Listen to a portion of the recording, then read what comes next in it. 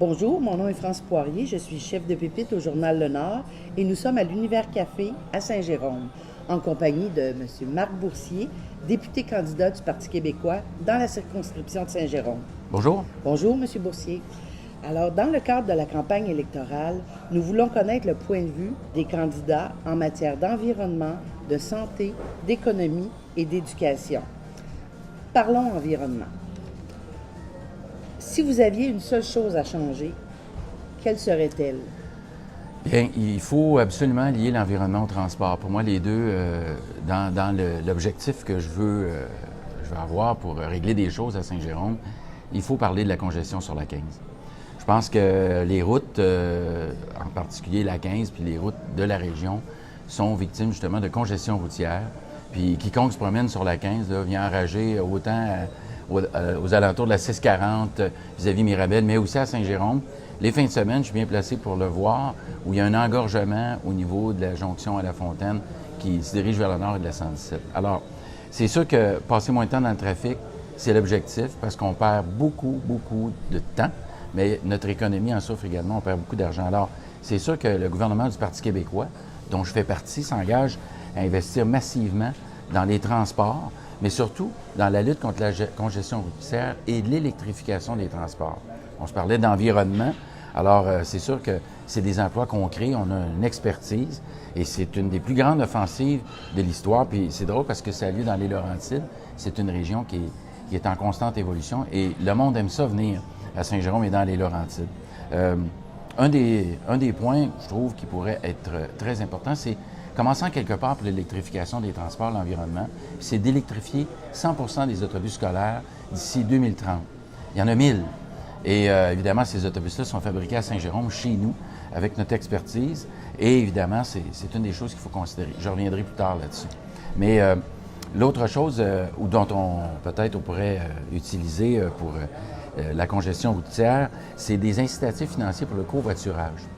Dernièrement, le Parti québécois a énoncé justement une promesse électorale, mais qui n'est pas une promesse, c'est un engagement, c'est dans notre programme, d'inciter le covoiturage, justement, pour que les gens embarquent ensemble, mais aussi qu'ils utilisent un logiciel pour voyager ensemble et qui donnerait une meilleure desserte. On pourrait prendre le taxi de notre domicile, ensuite de prendre l'autobus, le train, le métro, reprendre l'autobus, tout ça sur la même carte.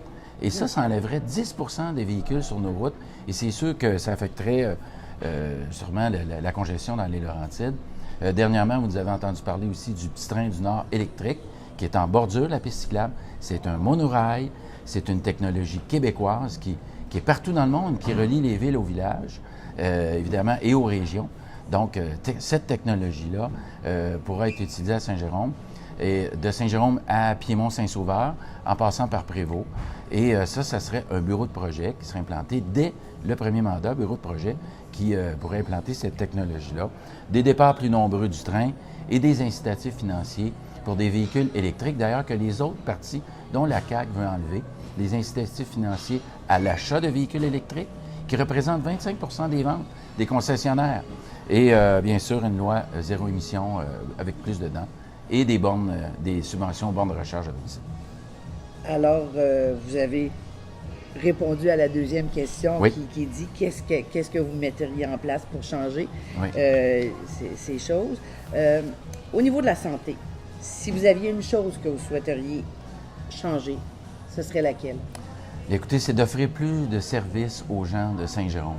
Et j'ai 3 engagements très jéromiens. Toujours, j'essaie de penser à Saint-Jérôme dans tout ce qu'on vit. Puis un des problèmes à Saint-Jérôme, c'est quand on va à l'urgence de l'hôpital. Il y a un temps d'attente épouvantable.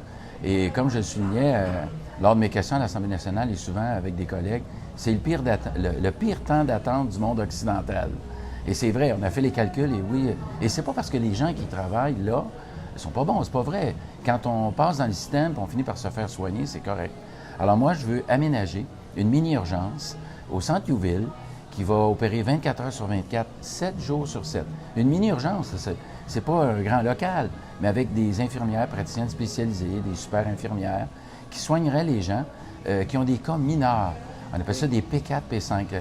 Ça peut être des infections urinaires, ça peut être des parents qui ont des enfants puis qui ont des otites, qui ont besoin d'antibiotiques, des cas mineurs qui se présentent à l'urgence. Et ça représente 50 des cas qui engorgent l'urgence. Alors, on en enlève la moitié. Je pense que le temps d'attente pourrait être amélioré à l'urgence. Avec ce projet-là de Youville, je voudrais instaurer aussi un centre de jour pour les aînés. Parce que nos aînés ont beaucoup besoin d'attention, beaucoup besoin de suivi.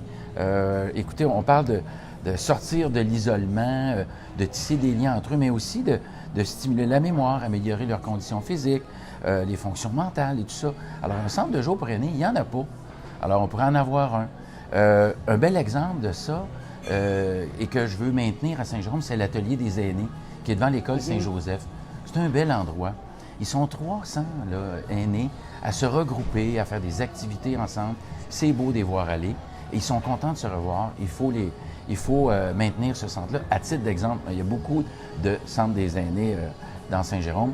Et la dernière chose, peut-être, je pourrais vous dire aussi, c'est de créer un centre de jour pour l'itinérance à Saint-Jérôme, qui est aussi un problème, qui se retrouve souvent, ces gens-là, à l'urgence, justement pour l'engorger. Alors, un centre de jour pour l'itinérance, c'est un besoin. On les voit au centre-ville. Il y en a quelques-uns. Puis, étant donné que Saint-Jérôme est une tête de réseau, bien, on se retrouve beaucoup avec cette problématique-là. Alors, merci. Au niveau de l'éducation, une chose que vous aimeriez changer? Je pourrais dire une chose, j'en ai des milliers. Je suis un ancien enseignant pendant 35 ans. J'ai vu des collègues partout, ils m'interpellent au métro, au GA ou sur la rue. Je vois des anciens collègues. Les mesures d'austérité ont fait très mal à Saint-Jérôme. Le centre de jour a été fermé. Donc, ce que ça fait, c'est que les cas difficiles, parce qu'au centre de jour, ce sont des cas extrêmement difficiles, qui ne sont pas, en guillemets, endurables dans les écoles, sont retrouvés dans les écoles par défaut. Alors, il y a des enseignants qui se sont trouvés comme en difficulté avec ces élèves-là. Et vous savez, comme moi, Mme Poirier, que quand on est dans une classe, on a 25 élèves, puis il y en a un qui est plus difficile à gérer, bien, c'est du temps perdu pour les 24 autres. Alors, c'est bien sûr, nous, la loi bouclier, ça m'interpelle. J'étais avec Alexandre Cloutier et Carole Poirier quand ils l'ont proposé. C'est d'adopter cette loi-là pour protéger les acquis des enseignants, protéger les budgets des commissions scolaires. C'est important. Puis à Saint-Jérôme, c'est encore plus important qu'ailleurs, où on a une excellente commission scolaire qui fait son possible. On est, je pense, la deuxième commission scolaire avec le plus d'amélioration dans les résultats des élèves. Alors, c'est bien certain qu'il faut les aider, les commissions scolaires, aussi avec des budgets, notre commission scolaire, entre autres, avec des budgets qui vont améliorer la vétusté des locaux. Il faut bien souligner, c'est pas des écoles insalubres qu'on a à Saint-Jérôme, là. Ils sont toutes propres. J'ai fait le tour, je le sais, je me promenais avec mes élèves quand on faisait du sport. Ils sont bien entretenus, la commission scolaire fait ça de manière impeccable, mais quand on a comme gymnase une petite salle au sous-sol, nos écoles ont besoin de modernisation. Et un gouvernement du Parti québécois, puis moi, je vais soutenir cette modernisation. Je les connais, les écoles de Saint-Jérôme, par rapport à ça. J'ai aussi l'intention de soutenir les parents et les écoles dans les sorties éducatives. Ça, c'est une chose qui m'a été dit. À cause des mesures du gouvernement libéral, toutes les sorties éducatives prochaines, sorties d'école comme on faisait autrefois, bien, sont en péril, sont annulées parce que les écoles n'ont pas les moyens de payer ça. Donc, moi, je vais demander aux acteurs socio-économiques de Saint-Jérôme de soutenir nos écoles. Je vais essayer de faire un genre de lien, parce que c'est le travail de député de faciliter les choses pour que les enfants puissent avoir des sorties éducatives, mais également avoir des équipements. Par exemple, à la polyvalente, dans les cours de sciences, où les parents amenaient de la maison certains équipements, bien là, les écoles ne peuvent plus les fournir et ça met en péril même les activités scientifiques des élèves dans les écoles. Merci. Au niveau de l'économie, s'il y avait une chose à changer, ce serait laquelle? Parlons donc de Saint-Jérôme et je reviens à Lyon Autobus. Lyon Autobus produit, ce sont les seuls à produire des autobus électriques rechargeables scolaires. Ce sont les seuls au monde. C'est des autobus de type 7. Or, le gouvernement libéral, ils n'ont pas été bons. Ils ont coupé les incitatifs financiers de 125 à 105 000 par autobus, alors qu'ils devaient les augmenter. Ils ont adopté un règlement qui favorise l'achat d'autobus au diesel américains au détriment de nos autobus jérômiens, c'est le cas de le dire. Et on a une expertise extraordinaire ici. Il y a 80 emplois qui ont été stoppés, donc 80 mises à pied temporaires actuellement. La ligne de montage est arrêtée chez Lyon Autobus. C'est-tu normal, ça? C'est un fleuron de notre économie jéromienne. On est les seuls à le faire. Et si on pouvait produire 1000 autobus, évidemment, refaire les 8000 autobus au Québec, mais ils sont capables, eux, d'en produire 1000 par année. C'est 1000 emplois directs et indirects qui seraient créés pour notre région parce qu'ils ont plus de 400 fournisseurs. Et ces gens-là viendraient ici, proches de Lyon, pour leur fournir des pièces. C'est clair. Alors, il faut les soutenir.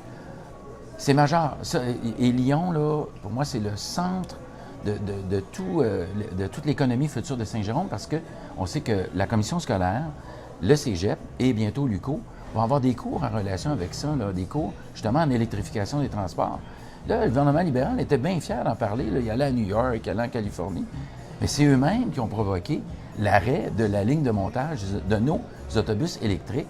Et en même temps aussi, ils font des autobus urbains, des autobus de 26 pieds, qui pourraient être disponibles pour la ville de Montréal et tout ça. Et Montréal, eux, qu'est-ce qu'ils font? Bien, ils font des appels d'offres, adaptés sur une compagnie chinoise, et ils achètent des autobus qui ne sont pas du Québec. C'est du nationalisme économique qui nous favoriserait, Saint-Jérôme. Écoutez, je pourrais parler d'économies pour les parents, des économies rapides, des places en CPE à 8 4 et 0 pour les enfants. Pour avoir été dans les écoles, des dîners à 1 3 et 5 plutôt que les petits paquets de nouilles séchés que des enfants se font le midi parce que les parents n'ont pas le temps de faire des lunchs. Alors, augmenter aussi l'aide aux organismes communautaires parce que sans eux, c'est le chaos. Alors, il faut aider nos organismes communautaires qui sont extraordinaires à Saint-Jérôme. Ce sont des gens de cœur qui œuvrent actuellement en deçà des budgets qu'ils devraient avoir. Et moi, je m'évertuer à faire ça, à augmenter leur budget et à mieux investir dans les services publics aussi à Saint-Jérôme. Bien, merci beaucoup. Ça me fait plaisir. Et puis, on souhaite une bonne campagne aussi, tous les deux. Continuez votre bon travail.